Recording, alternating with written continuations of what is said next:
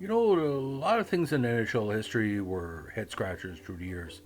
They traded Patrick Waugh for basically three marginal players where Mario Tremblay's ego got in the road, Gretzky being carted off to LA, the fact that Mark Messier was almost given up on as an early pro when he played at WHA and really didn't pan out for Edmonton until the early 1980s. But this one is a little bit different because the modern Boston Bruins fan, they can tell you they only got back to Stanley Cup potential glory when Cam Neely arrived in town for a good point player, a good player, Barry Peterson.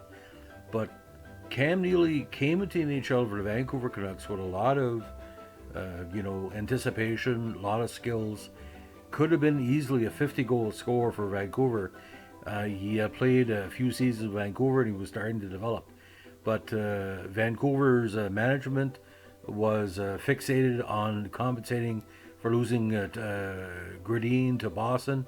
They were looking at signing Barry Pedersen, and for some reason, and he also gave a number one draft pick in the package too to Boston, which ended up being Glenn Wesley, one of the better stay-at-home defensemen of the era. So this is what happened. It ruined Vancouver's Stanley Cup chances well into the mid 90s when he made it 94 against the Rangers. And it made Boston Bruins again a Stanley Cup contender. Cam Neely became the power forward that was always predicted for the NHL from the time he and some other key players showed up in junior, maybe like between 82 and 85. Boston dominated Montreal in the years Neely was there, defeating them in the playoffs several times, and he got over the hump of losing to Montreal in key series through the years. Cam Neely had a lot of injuries, but when he was on his game, he was unstoppable, a goal a game pace, and that famous season. But lack of respect for Cam Neely led to his trade. Why would anyone disrespect Cam Neely? Cam Neely's had some personal issues where both his parents getting cancer, a lot of injuries he had to deal with. But to trade him like somebody that wasn't going to come back and showed him up, like Cam Neely, from what my media pals in BC are telling me, he went to Boston with a chip on his shoulder, and that's what you want in a player. You want to pick up a player that's willing to expand on their own talent and make it done. Now, the legend of Cam Neely is kind of like this.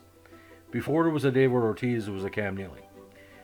David Ortiz finally broke through for Boston in the 2004 World Series before, like the year before, unfortunately losing the Yankees and the ALCS. Neely, for about 5-6 years, almost broke through to Boston winning a Stanley Cup. And the only reason that were stopped, obviously, was the Edmonton Oilers of the Gretzky years and the Messi years really stopped them. But for about a 5-year period, they were the team to beat in the Eastern Conference. They were always either Final Four or Final Two, and Neely was he took the team on his back, and that's what led him to being injured. But for any team in 2020, this is comparable. For example, if you would trade Austin Matthews because he expecting 50 goals, he only scored 35. I don't know what Vancouver was expecting what Neely to do. He did it in Boston. But this is a team, you have to remember, who traded Vive Derlego for basically a overpriced and overhyped goon in Tiger Williams, and that came back to haunt.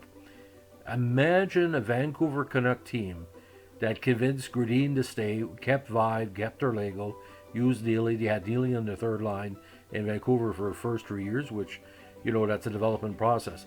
But I can tell you this: I used to go to bed with nightmares years after Montreal used to dominate Boston to see Cam Neely. There was a very famous afternoon game against Montreal.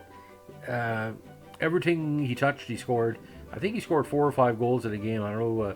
I'm thinking late 80s, early 90s. But Cam Neely, again, first big power forward, predated Eric Lindros, predated some of the big power forwards we see now. He changed the way the game was played because he was never dirty, but he would basically knock that team off the puck. Now, as for Peterson, like I said, he didn't really hit the success in Vancouver he had with Boston. again, a good player, similar to like Peter McNabb, or lesser extent like kind of Peter Mahovlich without the hogging attitude. But hindsight is 2020. But I mean, holy frig, the NHL should never trade a player or try to trade a player unless they give them 4 seasons with their team. You look at Nick Suzuki, there's already people down on Suzuki in Montreal because he only scored like 10, 11 goals this year with about 30 assists. The man could be a superstar in 5 years. You gotta let the cheese ferment, or the wine, age with beauty. Never trade a young player that's big, that's motivated, and if he doesn't make it, my God, what are you going to lose? Because who else you going to put on third line? Maybe a reject from the AHL or East Coast Hockey League. Look at the Montreal Canadiens. I mean, the third or fourth line Montreal, it was 30 goal scorers. Now they're lucky to get 5 to 10 goals a season. Anyway, but the Vancouver Canucks of 1980s were the Toronto Maple Leafs of the West Coast, where it came bad decisions. You look at Edmonton and Calgary, how they built their team. And yes, Calgary made some bad trades too. Well, let's not talk about Brett Hull. But, at least they were competitive to a level against Edmonton. Vancouver was not competitive until Edmonton weakened in '94, and that was more on the backs of Kirk McLean than anything else, and weak opposition that year too. Anyway, so we're going to keep on. We're a Bad Trades podcast on the road. If you have any comment, please let me know. Please please subscribe, and if you like these podcasts, please tell your friends. And if you didn't like them, as we say in Graveluna Brunswick, don't tell anybody. Have a good day. Bye.